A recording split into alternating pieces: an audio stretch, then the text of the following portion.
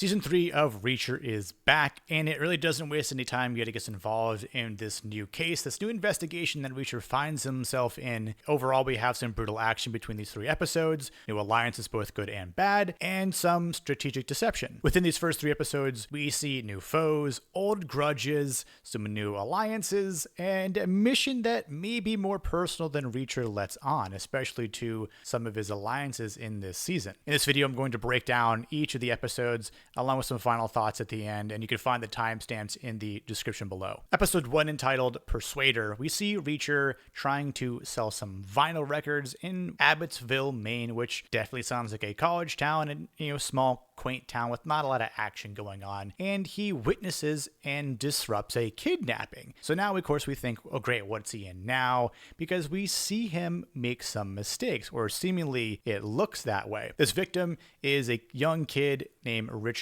Beck, who is the son of a wealthy businessman, Zachary Beck, and Reacher is quickly pulled into Zachary Beck's orbit, meeting his right-hand man, the intimidating Dutch giant named Paulie, and he's very suspicious of his right-hand man, his number 2, Chapman Duke. Despite Reacher's sharp instincts, he makes some rare mistakes, or at least things look that way. When he shoots a cop during the kidnapping, and it hesitates during this Russian roulette that he's faced up against when he's at a table with Beck and Chapman has the gun pointed to the back of his head, and the intimidating large man Paulie looking down on him. However, we see a flashback midway through the episode after he pulls a phone from his boot saying, "I'm in." Well, who's he talking to, right? And it reveals that he was never really in any danger, and where he marks the little chamber on the revolver beforehand, and obviously is met with the DEA with Agent Duffy, Villanueva, and a young rookie Agent Elliot. And it's all sort of coming into a nice plan that they hatch between the 4 of them, where Billy will be the cop,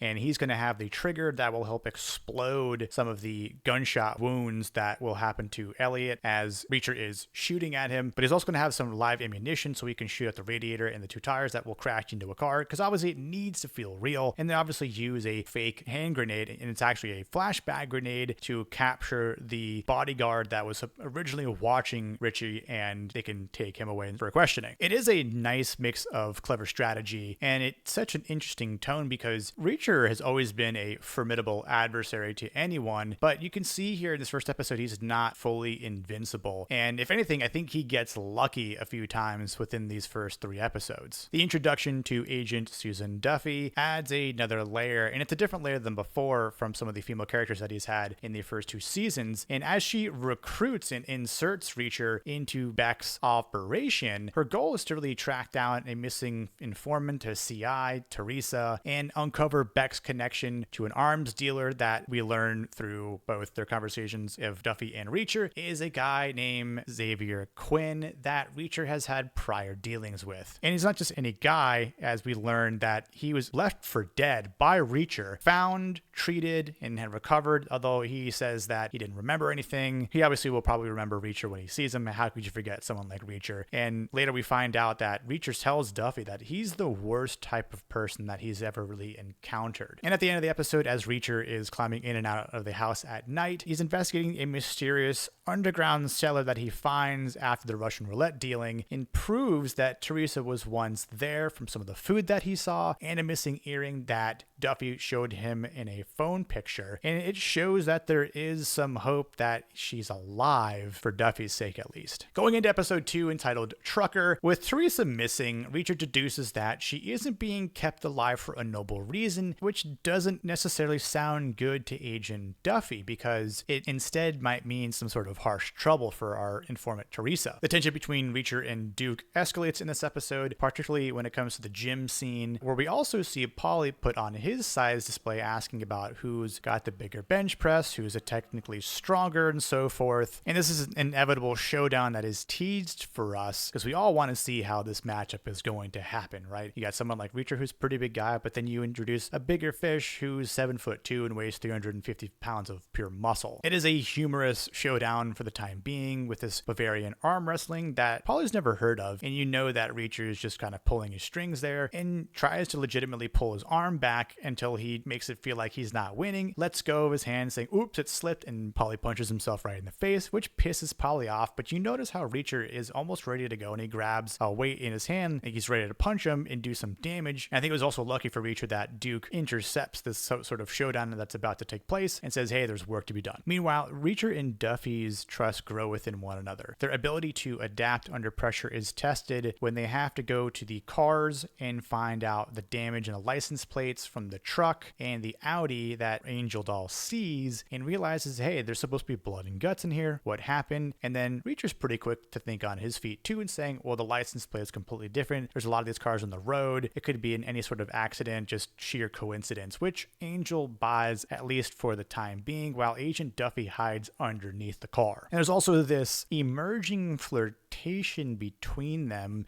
which will be interesting to see how it plays out over the course of this season. And she likes the fact that they were able to work together or work quick on their feet in that scene with the automobiles. We do get a cameo of Neely, but what's interesting is that Richard doesn't allow her to get involved despite having her look up some names that he's up against with Duke, Paulie, and Beck. And it's not surprising that she's aware of who Quinn is or that he's involved potentially after Reacher kind of spills just a little bit of information to her, and she really wants to help him, but this is his fight. It's his story to finish, and I don't really think that he needs to rely on her either. Reacher has to take on a truck job for Beck, which is just another test to prove his loyalty, and again, he relies on Agent Duffy and Agent Billy to help him out in the task at hand, and it shows that, again, their relationship is furthering each step along the way. And again, this decision to have Agent Duffy in the spotlight as opposed to Neely makes sense because Duffy is already deeply involved in this whole case and investigation, whereas Neely is in a whole other state. And I think the season benefits from keeping the focus on their dynamic rather than bringing in too many side characters, which is why I think kind of hurt season 2 and kind of dampened season 2's effectiveness, at least for my watch. The mission in an episode intensifies when Reacher brutally eliminates Angel Doll by slamming his head on a desk, impaling his head, and then he has to crush his body under a desk, breaking some bones along the way, which I believe he probably could in real life, given the fact that he is a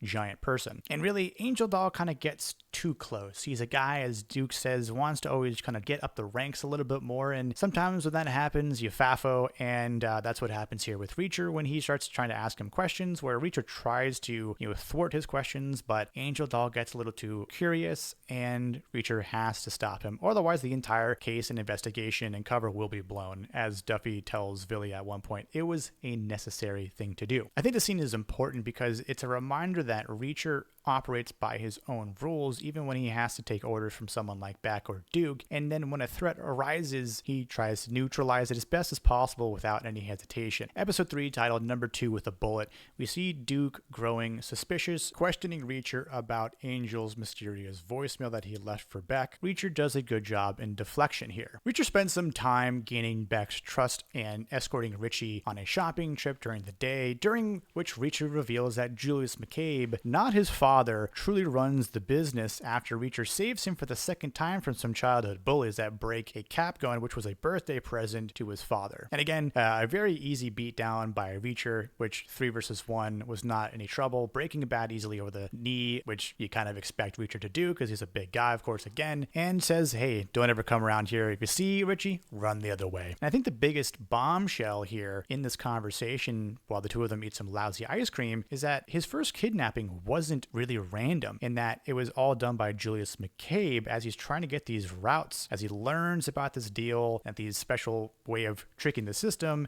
that his father did, and that it was Paulie who was responsible by McCabe's orders to remove his left ear. And obviously this has left Richie emotionally and physically scarred, and even though his father says he'll never let something like this happen again, it did happen again, even though it was fake by Reacher, but who's to say that it actually wouldn't happen again for real? I think this deepens the power structure struggle between Beck's empire, and it also complicates Richie's relationship with his father, because we can see that Richie is conflicted and almost wants to just up and leave, and that's something that Reacher says he can do and he can help with, because that's what he does, but he needs to learn more about this operation and what really goes on behind the curtains. Reacher's past with Quinn is briefly explored here more in this episode, particularly through the connection with Dominic Cole, which Quinn apparently hurt at some point. We don't know the whole truth yet, but I expect we'll learn more in the coming episodes. It's clear whatever happened in the past is still a driving force for Reacher, because he doesn't tell Agent Duffy a lot about what happened. Now, as the investigation heats up even more and he has to do a little bit of cleanup, Reacher and Duffy track back to the hiding spots with Teresa at Bizarre Bazaar, and they search the shipping containers and try to find any sort of crates that might have some possible clues, and it frustrates Duffy because they're not really making any progress, except for the fact that Reacher says, at least we know she's not here. Now, their search at the shipping container at Bizarre Bazaar leads to a violent confrontation where the two truck drivers that Reacher met in the previous episode are going to meet Angel Doll, except he's not there. They notice blood on the floor, and then Agent Duffy makes a move, and that's kind of like a 1v1, and we don't see what happens to one of the guys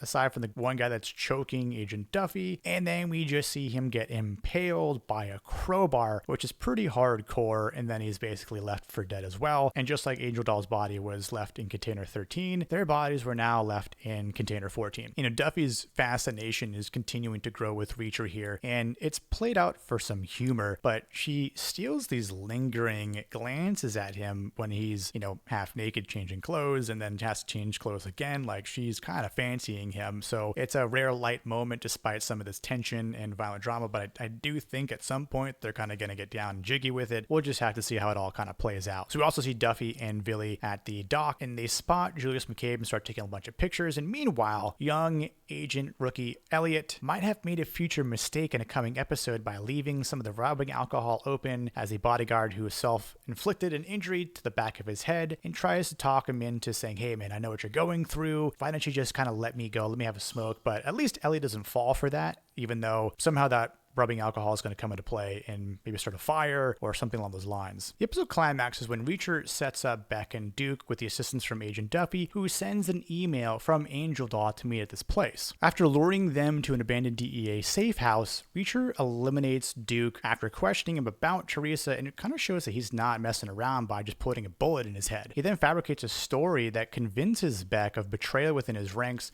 via Angel and the truck drivers by showing Angel's gun, which Beck immediately recognizes and then gives back to Reacher to own. And overall, this manipulative move earns Reacher a promotion to Beck's number 2 spot, which is what he needed to do to get closer into the operation. And now that he has this in and a deeper access to this operation, the episode ends and we see a rare sight. It's actually Reacher smirking, knowing that he's just played the game perfectly to his advantage. I think overall that these 3 episodes set a strong foundation for season 3. And the pacing is quite tight, the action is visceral, and the character dynamics, especially between Reacher and Agent Duffy, add a compelling layer. Reacher's occasional missteps, or the thought of having him make missteps, makes him feel more human, while his ruthless efficiency keeps him as this intimidating persona until he sees someone like the Dutch giant Paulie. There are times where the dialogue for Reacher feels a bit stiff, almost like he's a Terminator, with the responses and lack of emotion with his words a majority of the time. On the other hand, it makes his rare smirks or smiles feel a bit special when things go his way or according to plan, to show that he definitely is human. The introduction of Quinn as the big villain is intriguing, and it really gives Reacher a clear personal vendetta against him. And meanwhile, Paulie looms as a much larger physical threat, and Richie's internal conflict with his father adds depth beyond the typical crime thriller show. And with Reacher now embedded in Beck's operation and the pieces moving forward towards a larger conflict, I think this season is really shaping out to be one of the strongest yet. I think these first 3 episodes to me are better than the entirety of season 2. But with 5 episodes remaining, there's still time to screw things up. But on the contrary, there's still time to also make the season feel even better. Some lingering questions that I have in my head right now are, are, will Richie be disappointed when he learns the truth about Reacher's real mission here, and that his kidnapping was fake and set up? And then, of course, the bigger question might be, what will the consequences be once Reacher finally comes face to face with Quinn? If I had to give these 3 episodes a rating, I'd probably give it a solid 8 out of 10, just simply because of the action that's involved, the focus on Reacher's character and it being about him and not so much other people and side characters being involved. I think the relationship between him and Agent Duffy is nice. I think they have some good chemistry together, and I think we have a really good villain and bad guys here that Reacher is up against, especially someone who's big like the Dutch Giant. If you like this video, I would appreciate if you hit that like button, hit subscribe for more future content, the bell for notifications when I do upload videos to this channel, and if you have anything to say about this episode, likes, dislikes, and the others, please leave a comment. I'd love to have a conversation with you that way, and I'll catch you guys on the next episode of Reacher. Cheers.